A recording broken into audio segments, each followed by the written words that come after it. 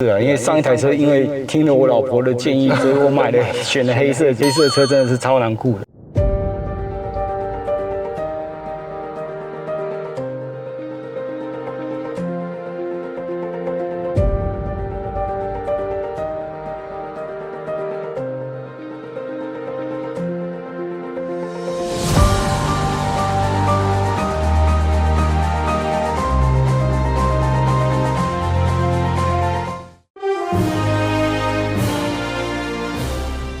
玉荣融资为股票上市公司，汽车贷款最高350万，机车贷款最高45万，申请简便好过件。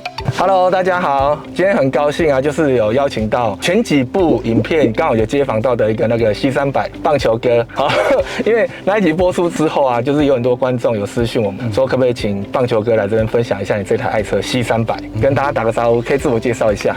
Hello， 我就是棒球哥，很合理啦，穿棒球服啊。当时在买这一台C300的时候啊，你有没有看过别的车？我之前就是开宾士，我是开上一代的，就是204。换这一台的时候，就是已经锁定这一台了。哦，所以你也没有再去看别台车？没有，我就是直接锁定它下一代这一款的 C300，对 W205这样。因为其实我爸也是开宾士啊，我也有开过他的车子。那我觉得德系的车子的底盘感觉就是操控起来比较稳，对，所以我就想说下一台车我就换个宾士来试看看。那你这台车要开几年了？我现在这台车开1年多哎，哦，才开1年多就对了。但是因为卡在疫情，也没什么开到啦。所以你这样开了1年多，你的行驶里程大概多增加了多少？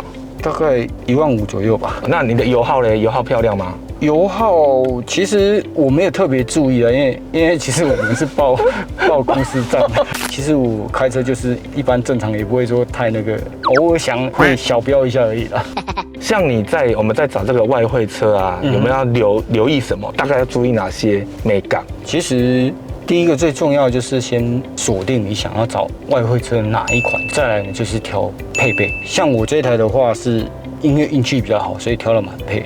就全部配备都有，对，它几乎有的都有了。那因为当初我换这一台，其实我锁定的配备就是只有它的那个 P23P，哦，就那个 Level 2就对了啦。对，就是它有那个自动驾驶那个功能。我觉得那个对开车起来就是长途开高速公路啊，塞车的时候还蛮方便。对，所以那你在找这个外汇车，有这23P 的车多吗？就是不多哦，对，所以我那时候第一个我先锁定我的配备，再来就是车色，我比较偏好白色啊，因为上一台车因为听了我老婆的建议，所以我选了黑色。黑色车真的是超难顾的，真的，所以我下一台车我就一定锁定要白色。再来就是车商，其实我觉得车商的部分的话，重点就是你要找有信誉的这个商家啦，因为基本上买外汇车的话，它通常都会有提供一个类似像咖啡时的这个车子的认证的这种文件，他们可以清楚的了解说你这台车的来龙去脉。对，因为这个外汇车其实大部分都是在美国，那美国那边的监理站也会跟它这个咖啡时的系统做一些连接，等于说你这车子有什么时候保养，几万公里保养，然后什么时候有车子有撞过、有维修过，它都会记录。这个是我们自己上网就查得到，还是车商会秀给你看？车商会秀给你看，所以这是有公信力的啦。所以你看完这些，你才决定，我跟他买就对了。对。那还有没有什么建议的？就是在买外汇车的时候，因为其实外汇车的话，它不会让你去试开，等于是说它就是把我车子就是从国外这样帮你拉进来的嘛，然后车子就是在这里，然后你就是只能够像现在这样子静态观赏，对，然后发个动，然后看一下，它也让你发动，对，可是就是不让你开出去，对，几乎都不能试驾。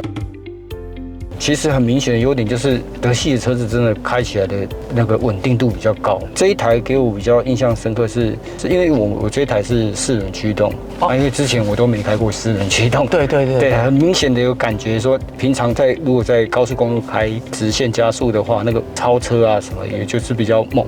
然后那个山路的部分，应该说它的偏离性就是转弯过大，那个偏离性也比较小，比较不会有那个就是甩尾。对，什么推头甩尾。因为你4轮驱动啦，在动力方面的话就是这样。另外就是它的舒适的配备，就是像23P 这种配备啊。对，然后音响的话，对，这是柏林之音，就是听起来全满配嘛，听起来就是不一样。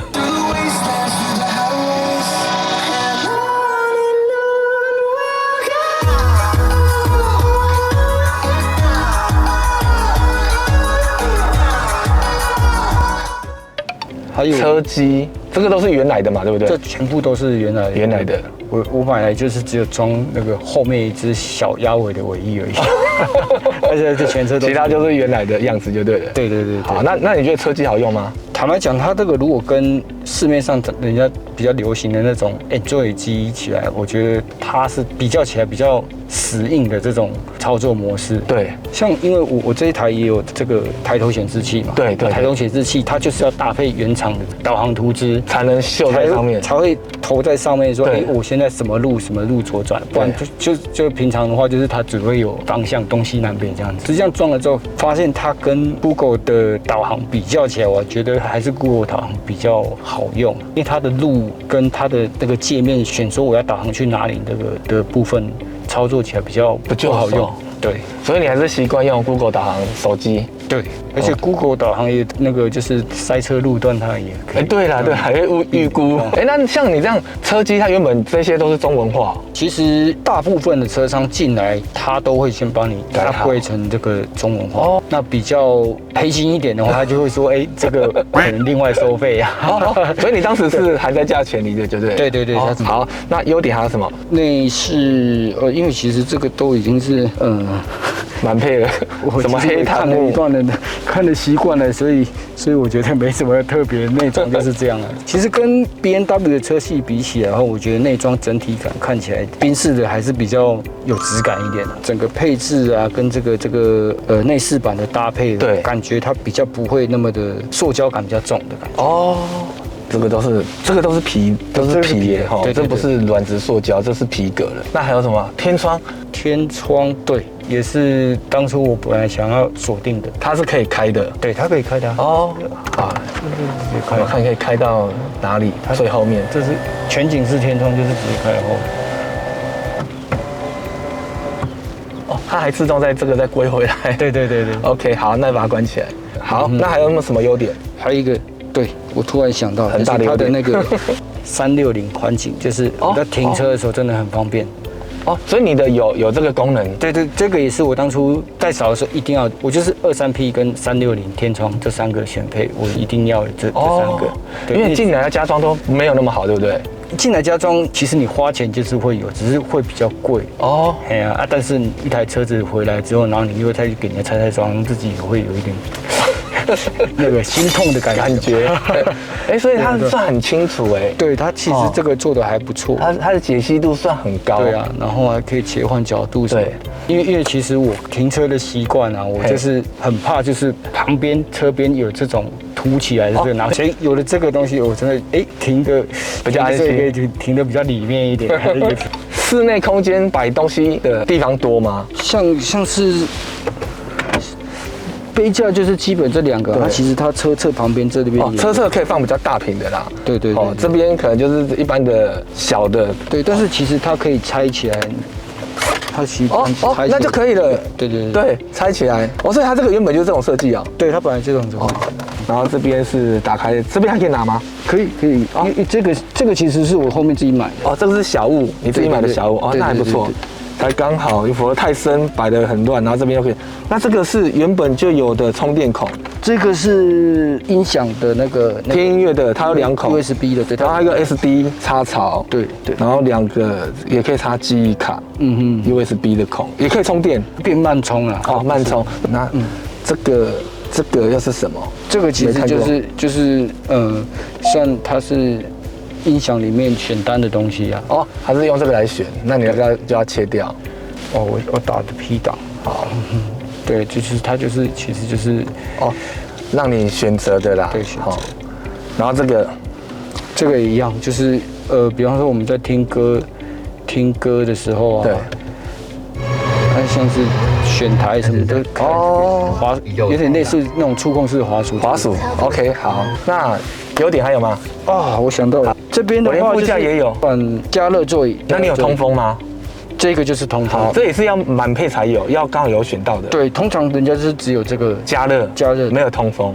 通风真的像我打完球之后，一上车才开这个，它这其实就是开了之后，它是椅背大概在脊椎那个地方会连接那个冷气出风口，还有这个，这个下面这个，通常副驾驶也不会有。哦，我看到了哦，对对，我的那个等于是我大脚跟小腿一点点的支撑性变好一点。对，通常副将不会有。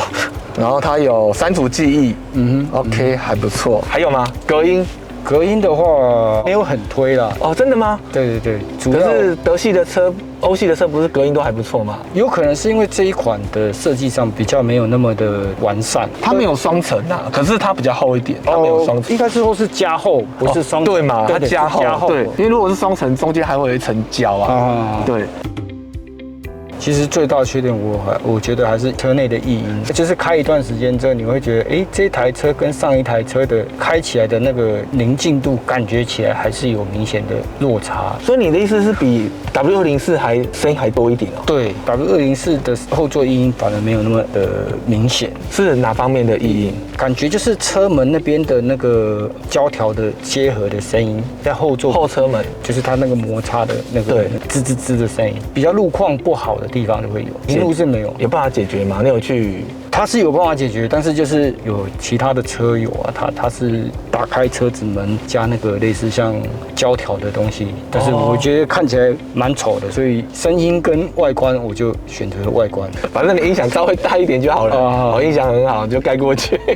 另外就是，其实外汇车都会遇到，就是像这个后照镜的镜片的问题，因为我们一般台湾人比较习惯的看的这个镜片都是用广角镜的设计，但是我这个是1:1的，对，等于说你会看到的车子会比较近，所以你不习惯。对，这个是最大不习惯。因为可是那你上次的 W04也是这样子吗？也是这样，没错。但是我有去换的欧规的，欧规的它就是跟台湾的一样，对，广角镜的稍微广角。那你这个怎么不去换？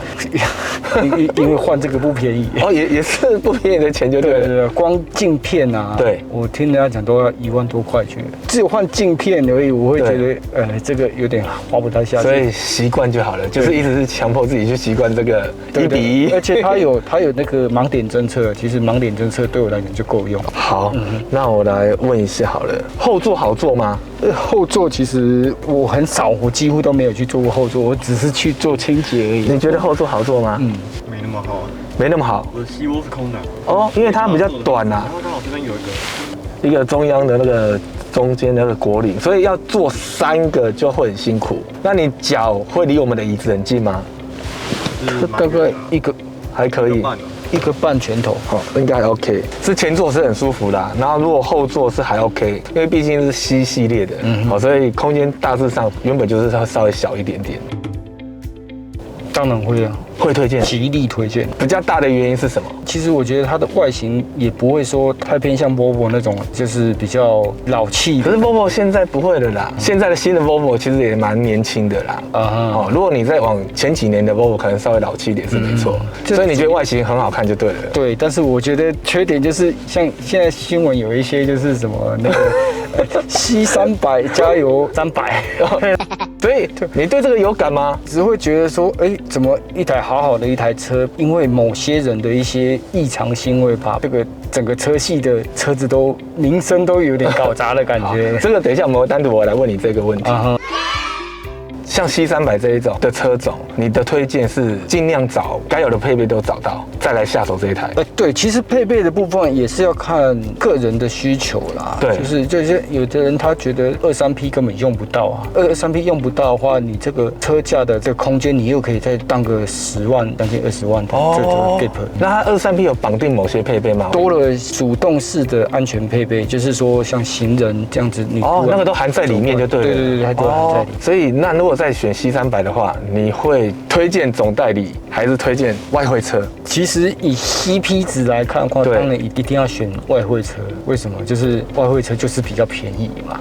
对啊，那因为很多都是总代理再另外再 option 上去，你就等于是钱一直叠上去，叠上去之后呢，再像我还要得定要多久时间？那车子可能交给你可能要半年，那你觉得你可以等吗？尤其是现在缺晶片的状态，要等更久。对啊。所以我们们假设外汇车，我们车子有问题，一样可以回原厂，也可以回原厂啊。然后也可以选择去当时买外汇车的维修厂。对，或者是外面其实现在双 B 的车子其实已经很多店家都是原厂的技师自己出来开的啊。那你现在自己在保养，你都去原厂还是去你认识的厂？去我认识的厂，而且他就是专门在做双 B 那些保养。那你觉得好吗？我觉得跟原厂的差异性就是原厂的里面的客户休息空间跟里面有很多饮料餐点的部分，就只差在这里。你说那个尊荣感差很多，对，就只差在这里。可是其实对车子来讲没有差太多，只是感受的问题而已。对啊。那你有回原厂过吗？我有回原厂过。我回原厂主要是想说，就是让台湾这边的代理有让这台车，就是说，有个资料留在台湾这边。那像它有一些什么零件召回啊，或者是有什么，这样你也可以零件召回，对。对。所以其实也是可以回原厂啊。对，所以现在很多人买外汇车，想说也没差，就不是说保固我，就是维修的方面，其实外厂也很多，那原厂也是可以回去，只是比较贵一点而已。那我们今天节目就到这边了哦。如果觉得今天的影片对你们有帮助的话，记得帮我们按赞、分享，还有打开旁边的小铃铛。那我们就跟观众说拜拜啦。好，拜拜。拜拜。